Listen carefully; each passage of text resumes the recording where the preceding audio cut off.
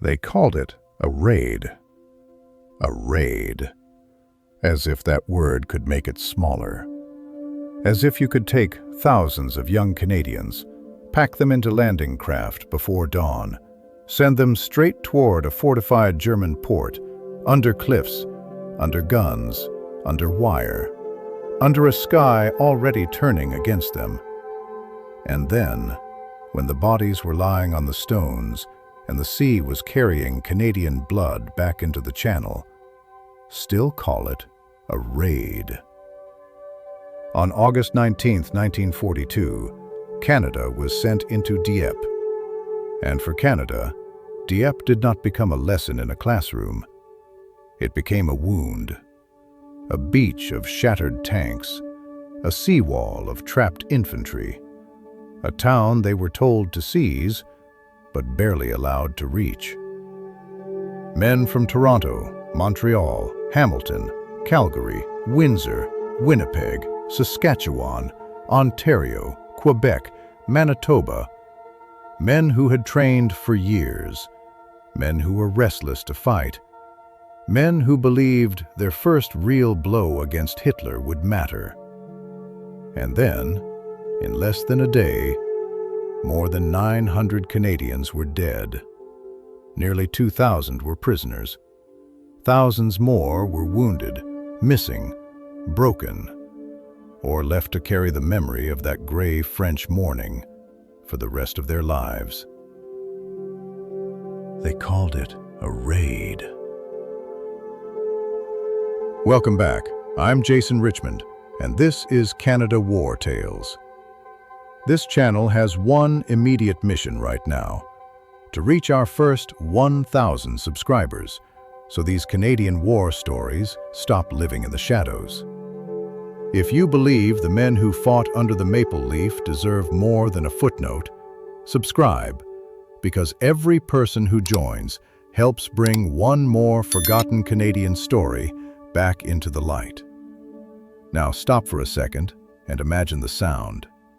Not the movie sound, not the clean, heroic music, not the polished documentary version. Imagine engines coughing in the dark, men packed shoulder to shoulder in landing craft, trying not to think too much.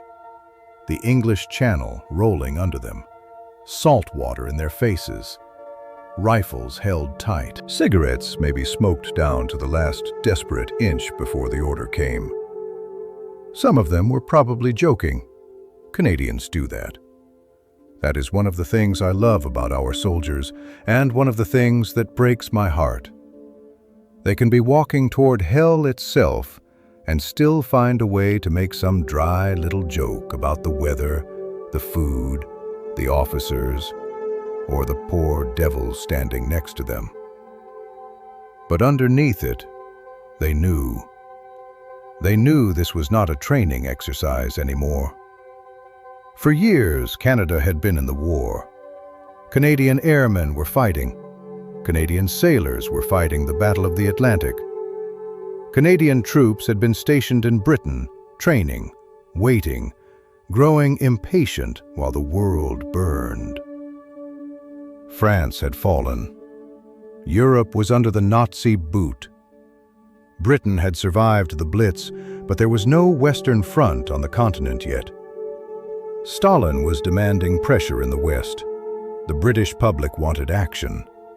The Americans were now in the war, but still building strength.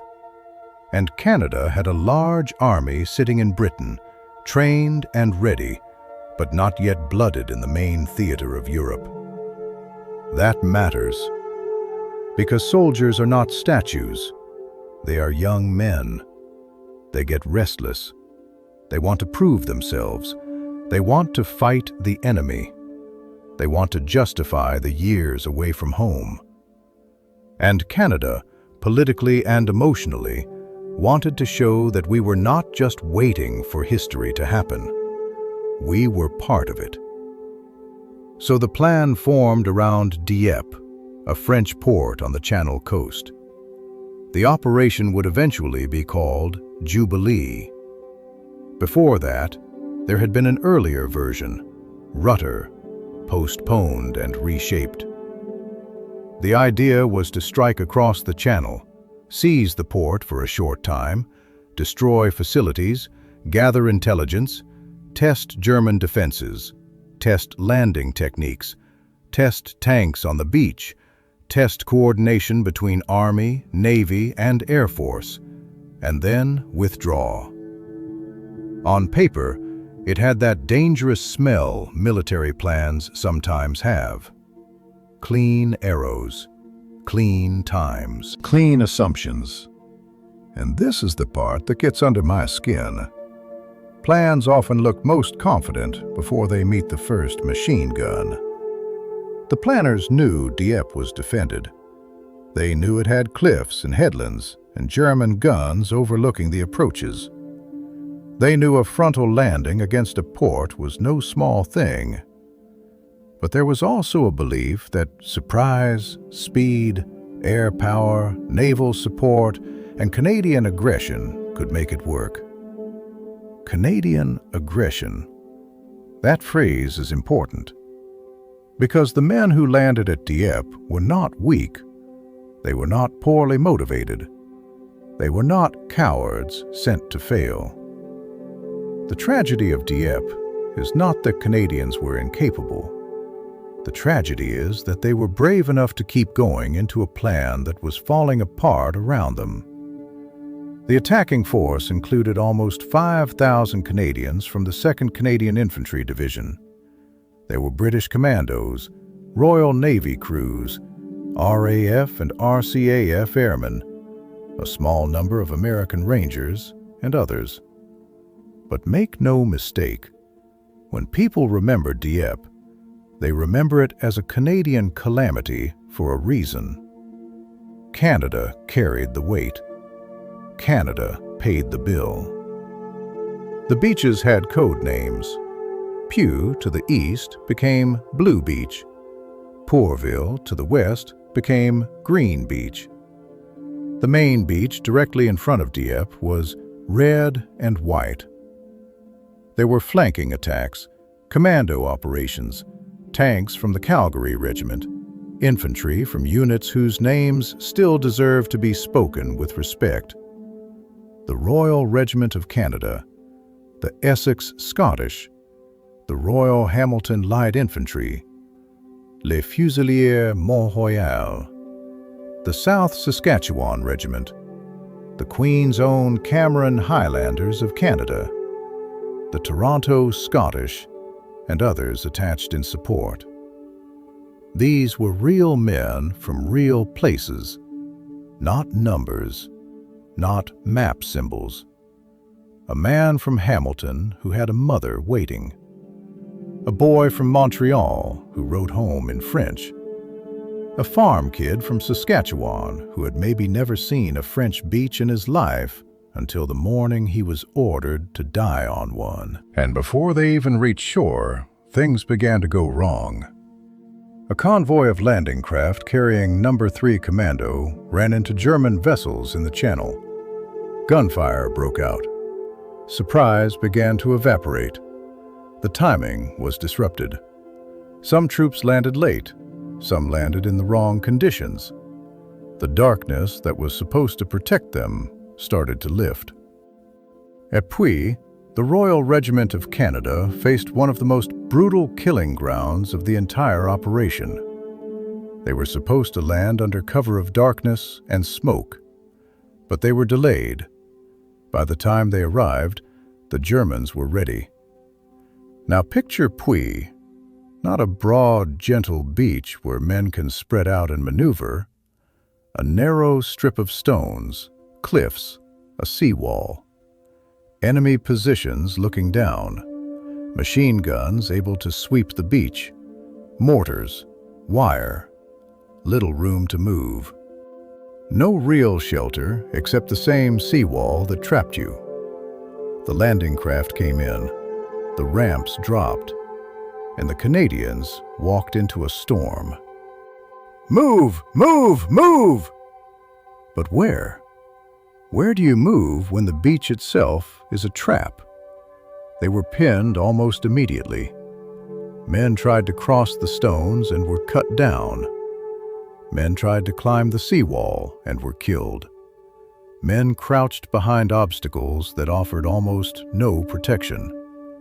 Officers fell. NCOs tried to organize fragments of companies under impossible fire. Signals were broken. Smoke was gone. Surprise was gone. And yet, they kept trying. That is what I need people to understand. The Royal Regiment of Canada did not fail because they lacked courage. They were fed into a grinder. And in that grinder, they behaved like Canadian soldiers. They fought. They crawled. They dragged wounded men. They returned fire when there was almost no chance of success. They held on because that is what soldiers do when the orders are already behind them and the enemy is right in front of them. Of the men from the Royal Regiment who landed at Puy, only a small fraction returned to England. Many were killed. Many more were captured.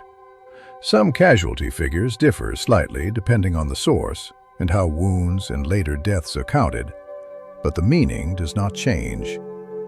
The regiment was shattered on that beach.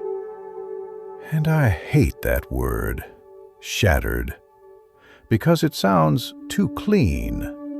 Human beings shatter differently. A battalion does not shatter like glass.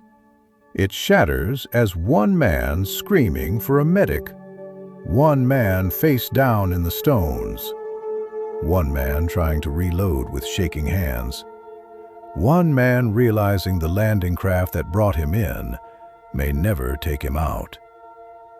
And while Puy was being butchered, other Canadians were landing elsewhere. At Pourville, the South Saskatchewan Regiment and Queen's Own Cameron Highlanders had more initial success. They got ashore west of Dieppe. Some pushed inland. There were moments, real moments, when Canadian discipline and guts seemed to be bending the day back toward possibility.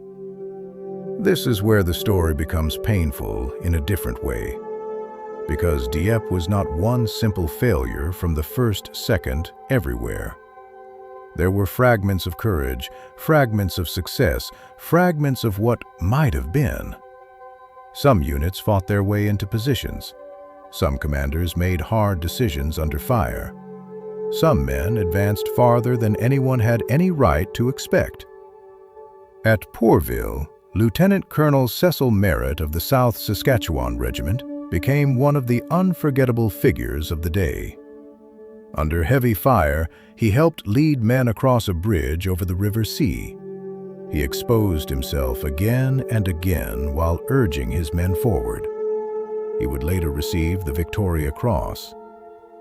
But even there, the situation became impossible. The Germans reacted.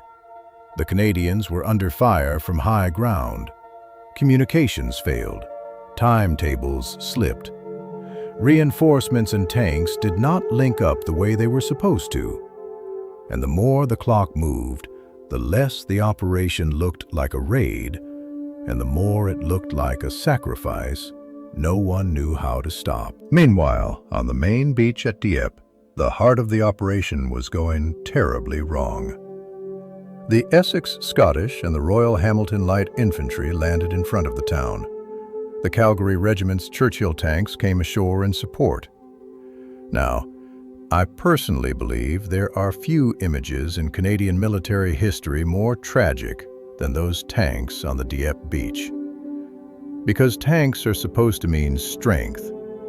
They are supposed to mean momentum, steel, firepower, protection. But at Dieppe, many of those tanks struggled on the loose shingle. Some got bogged down, some broke down, some were knocked out.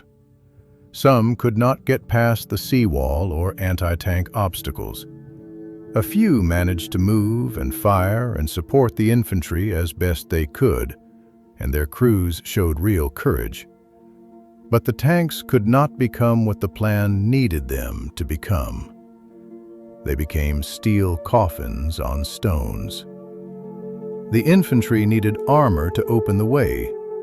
The armor needed engineers, timing, beach conditions, and exits that actually worked.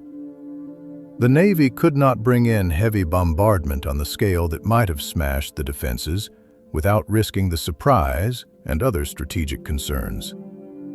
The air battle overhead was massive, but air power could not simply erase well-dug German positions in cliffs and buildings, and the Canadians were caught in the middle of all those assumptions breaking at once.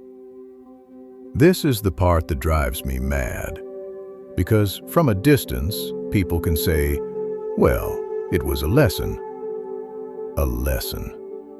Yes, lessons were learned. Of course they were. The Allies studied Dieppe. They learned about the danger of attacking a fortified port directly. They learned about the need for overwhelming fire support. They learned about specialized armor, better beach intelligence, improved communications, better landing craft coordination, the importance of artificial harbors, and the kind of planning that would later matter in Normandy. But I always want to ask the same uncomfortable question. How many Canadian boys is a lesson allowed to cost? 1. Maybe I'm wrong, but I think that question should never be answered too easily. Because when military leaders say the lessons of Dieppe helped save lives on D-Day, there may be truth in that. I'm not going to pretend the raid taught nothing. History is more complicated than outrage. Normandy in 1944 was not Dieppe in 1942. The Allies adapted. They did not try to seize a major port on the first morning. They brought overwhelming naval and air support. They developed specialized vehicles. They planned with a seriousness that had been paid for in blood. But when someone says Dieppe was worth it too quickly, I feel something tighten in my chest. Because the men who died there did not die as abstract tuition fees for future invasion. They were Canadians. They had names. They had homes. And they were sent into a place where too many advantages belonged to the defenders before the first landing craft touched stone. Now, to be fair, we have to be honest about the larger context. In 1942, the Allies were not ready for a full-scale invasion of France. The Soviet Union was bleeding horrifically in the east. There was pressure to show that Britain and its allies could strike back. Commandos had been raiding the coast. There was a hunger to test German defenses and develop amphibious warfare. There was also, frankly, a political need to do something. And Canadian commanders wanted Canadian troops in action. That is not shameful by itself. Soldiers trained to fight. Canada wanted a role. Canada wanted to prove its army was not just sitting in Britain while others carried the war. But wanting action and choosing the right action are two different things. And Dieppe sits right in that painful gap. The official commander of the raid was Major General J.H. Roberts of the Canadian 2nd Division, while the broader operation involved British combined operations under Lord Louis Mountbatten and many layers of Allied planning and approval. Historians still argue over responsibility, intelligence, pressure, motives, and whether the operation should ever have gone ahead after being postponed. The records are not always clean here, and honestly, I don't trust any version of history that tries to make Dieppe simple. It was not just British generals threw Canadians away, even though many Canadians have felt that anger. It was not just Canadian commanders were reckless, though questions about command decisions are fair. It was not just necessary sacrifice, though some lessons did influence later success. It was a knot. a bloody knot of politics, pressure, ambition, incomplete intelligence, flawed assumptions, brave men, bad luck, German preparedness, and the terrifying reality of amphibious war. But here is what is not complicated.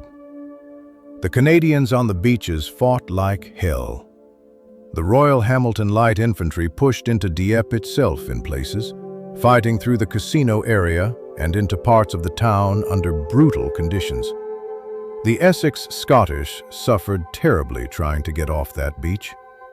Les Fusiliers Mont-Royal were sent in later, when the situation was already confused and deteriorating, and they too were caught in the disaster. The Calgary tanks kept firing where they could, even when escape became impossible. Engineers and signalers and medics worked under fire that no human being should have been expected to endure. And offshore, landing craft crews tried to go back in again and again to pull men out. That detail matters, because the evacuation was not some calm withdrawal. It was chaos under fire. Boats approaching beaches where German guns were waiting. Wounded men trying to reach craft. Men swimming. Men drowning. Men being left because there was no way to reach them. Men ordered to surrender because staying alive became the only remaining mission. By around midday, the truth could not be hidden anymore. The raid had failed. The order came to withdraw. But telling men to withdraw from a killing beach is one thing.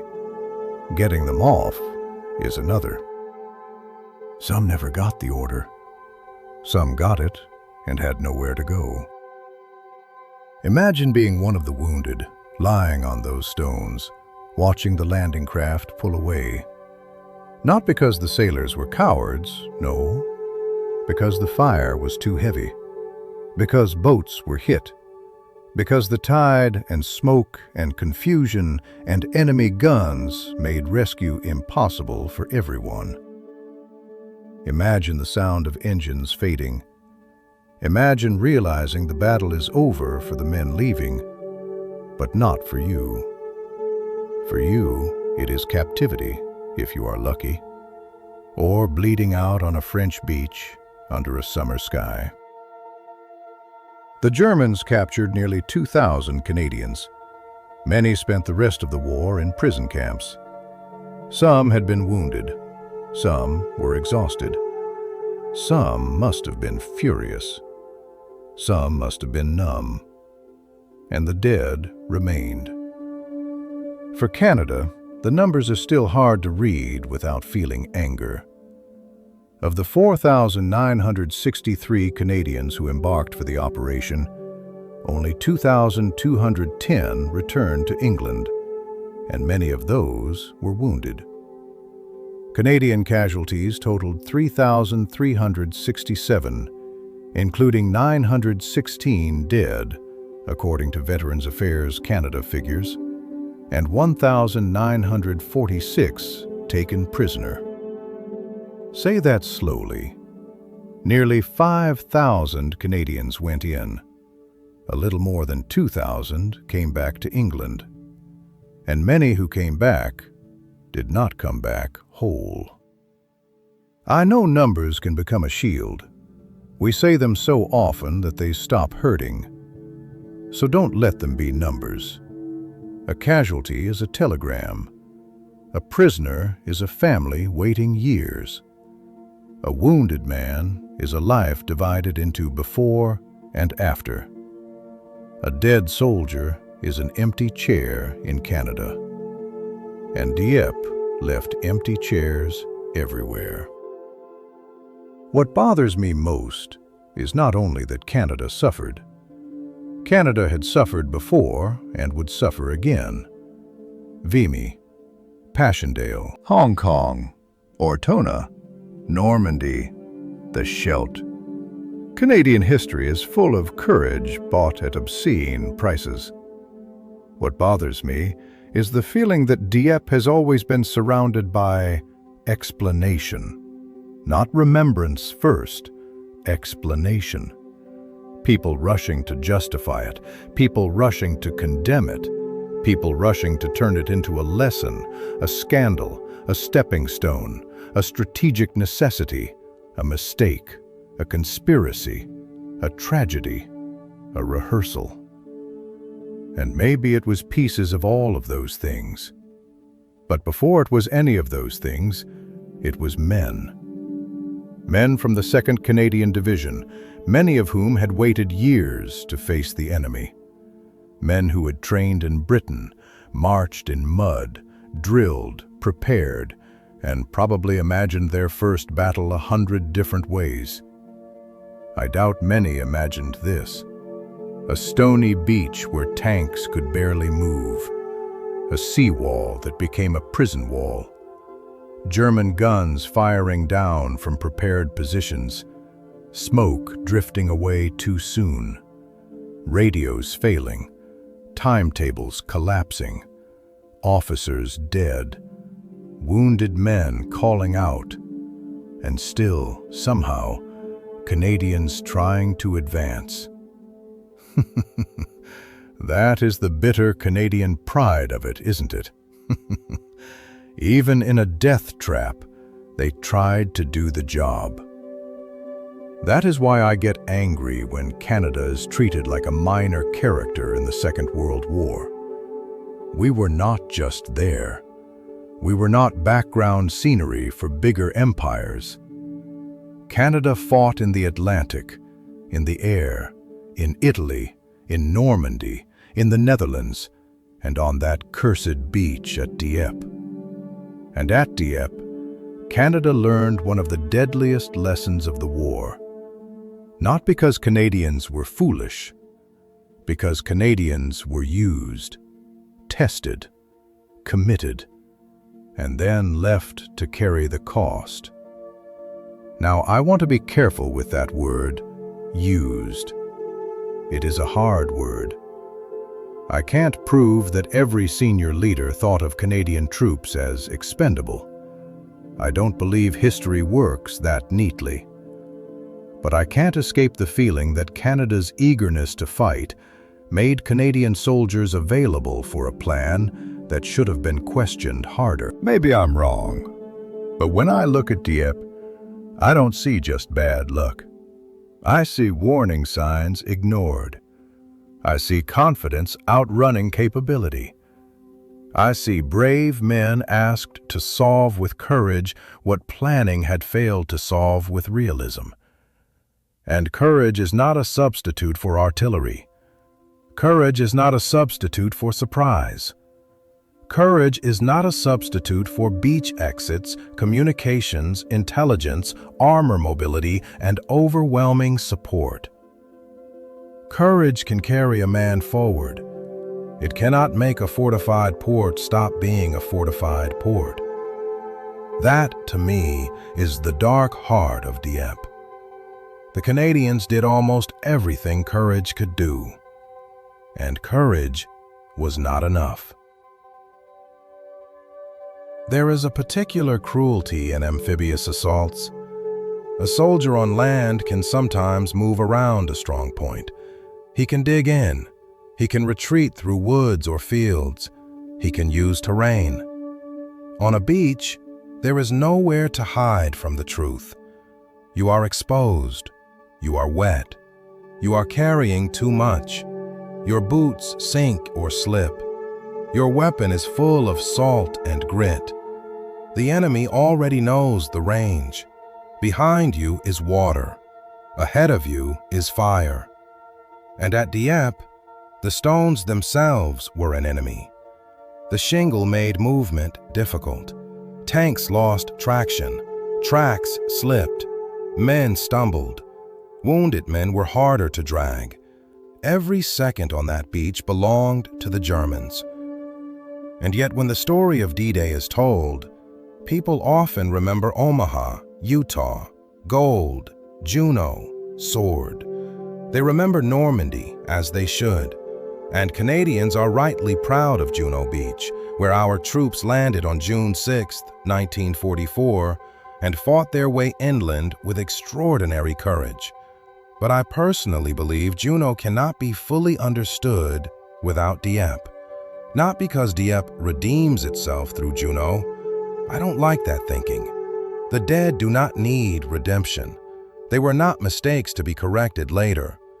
But Dieppe haunts Juno. It stands behind it like a ghost. When Canadian soldiers landed in Normandy, they carried not only training and equipment, but memory. The institution carried lessons. The planners carried fear. The army carried the knowledge that a defended beach could devour men by the thousands if arrogance replaced preparation. Dieppe was the nightmare that helped shape the seriousness of what came later. But again, we have to be careful. There is a difference between learning from a tragedy and calling the tragedy acceptable. I can accept that Dieppe taught lessons. I cannot accept that this makes the beach any less terrible. Because for the mother in Canada who lost her son, Normandy was 2 years away and no comfort at all. For the prisoner behind barbed wire, the lesson was hunger, cold, waiting, and wondering if his country remembered him. For the man who survived, Dieppe was not an argument in a staff college. It was the face of the friend beside him disappearing in gunfire. There were acts of heroism all over that day. Some were officially recognized, many were not. That is always the way with battle. Medals catch only a fraction of courage. The rest vanishes into smoke. A medic who stays too long. A sergeant who stands up when everyone else is pinned. A tank crew that keeps firing from a disabled vehicle. A private who shares water with a wounded man he barely knows. A sailor who brings a landing craft back toward the beach even though every instinct in his body must be screaming to turn away. That is the Canada I see at Dieppe. Not defeated Canada, wounded Canada, furious Canada, brave Canada. Canada learning the hardest way possible that being willing to fight is not the same as being properly used. And honestly, I don't think Canada gets enough credit for this, because we talk a lot about victory. Nations like victory. Victory is easier to put on posters. Victory has cleaner edges. But a nation's soul is often revealed more clearly in disaster. Dieppe reveals something about Canada that is painful and beautiful at the same time. It reveals that Canadian soldiers could endure catastrophe without losing their honor. It reveals that small countries inside great alliances can pay enormous prices. It reveals that memory matters, because if we don't remember these men as Canadians, they become just another Allied statistic. And they were not statistics. They were the sons of a young country that had already bled once in Europe and was now bleeding again. Think about the families back home. At first, maybe the news was vague. A raid on the French coast, heavy fighting, Canadian troops involved. Then came the lists. The waiting, killed, missing, wounded, prisoner of war. Missing may be the cruelest word in war. Missing means the mind cannot rest. Missing means every knock at the door becomes a threat. Missing means maybe dead, maybe captured, maybe lying in a hospital, maybe coming home, maybe never. And for many families after Dieppe, the truth came slowly. Canada is a big country. But grief travels fast. It reached city streets and farms, French-speaking homes and English-speaking homes, working-class neighborhoods and quiet little towns where everybody knew the boy who had enlisted. And then, after the grief, came the question. Why? Why Dieppe? Why that beach? Why that plan? Why so many Canadians? Was it worth it? That question has never really gone away. Some people answer yes, because the lessons helped at Normandy. Some answer no, because no lesson justified the cost. Some stand somewhere in the middle, uncomfortable, unable to dismiss the strategic consequences, unable to forgive the human price. I think that discomfort is honest. I think we should let Dieppe remain uncomfortable. Because if we clean it up too much, we betray it. If we turn it into pure, noble sacrifice, we hide the mistakes. If we turn it into pure incompetence, we insult the men who fought with discipline and courage. If we turn it into pure lesson, we erase the dead. So maybe the only honest way to hold Dieppe is with both hands. One hand holding pride, the other holding anger. Pride in the Canadians who went forward, anger that they were asked to do the nearly impossible under conditions that favored the enemy. Pride in the units that carried their names through fire, anger that their suffering is still too often treated as a prelude to someone else's victory. Pride that Canada did not break, anger that Canada had to learn this way. There are places in the world where history does not feel past. Dieppe is one of them. You can stand near that beach today and know the town has moved on, as towns must. People live, eat, laugh, walk, work, raise children. The sea comes in, the sea goes out. Tourists pass, cars move. The modern world does what the modern world always does. But under it, if you know the story, you can feel the morning of August 19th, 1942. The landing craft, the gunfire, the stones, the cries. The tanks stopped on the beach. The Canadians pinned against the seawall. The prisoners marched away. The dead left behind. And somewhere in that air, the question remains, not only, was it worth it? That question is too easy to ask and too hard to answer. The deeper question is this: when a country sends its sons into a death trap, what does it owe them afterward? Not just medals, not just ceremonies, not just one day of remembrance. It owes them truth. It owes them the courage to say they were brave and the plan was flawed. It owes them the maturity to honor sacrifice without using sacrifice as a curtain to cover failure. It owes them memory that does not fade when the last veteran is gone. Because the men of Dieppe are almost beyond living memory now. That is the frightening thing. We are reaching the point where there are no voices left who can say, "I was there." And when that happens, nations become careless. They start sanding the edges off tragedy. They start turning blood into myth. I don't want Canada to do that. I want us to remember Dieppe with the edge still sharp. I want us to remember the Royal Regiment of Canada at Puy, trapped and torn apart, but not dishonored. I want us to remember the Essex Scottish on the main beach, walking into fire that should have stopped any human being. I want us to remember the Royal Hamilton Light Infantry pushing into Dieppe itself. I want us to remember Les Fusiliers Mont-Royal committed into chaos. I want us to remember the South Saskatchewan Regiment and the Camerons at Pourville.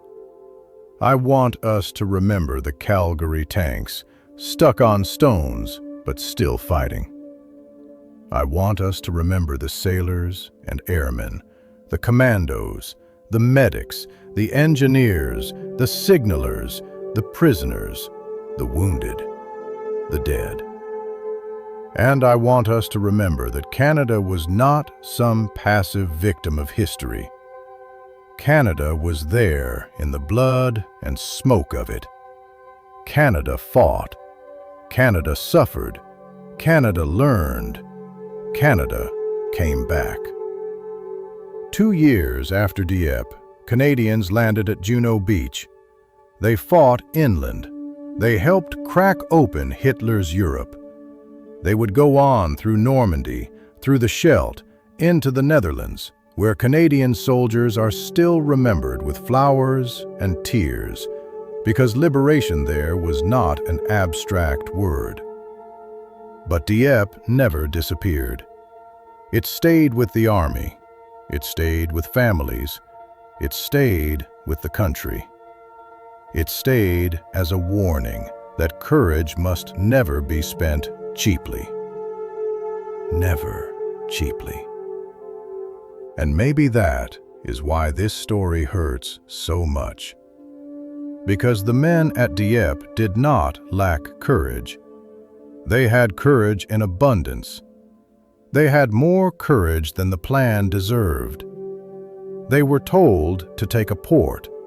They were given a few hours. They were thrown against cliffs, guns, wire, stone, and fire. And when the day ended, the port was still German, the beach was wrecked, and Canada was counting its sons. They called it a raid. For Canada, it became a slaughter. For the Allies, it became a lesson. For the men who were there, it was probably something no word has ever fully held. And every time the tide comes in at Dieppe, I wonder what it carries back. Not just water, not just memory.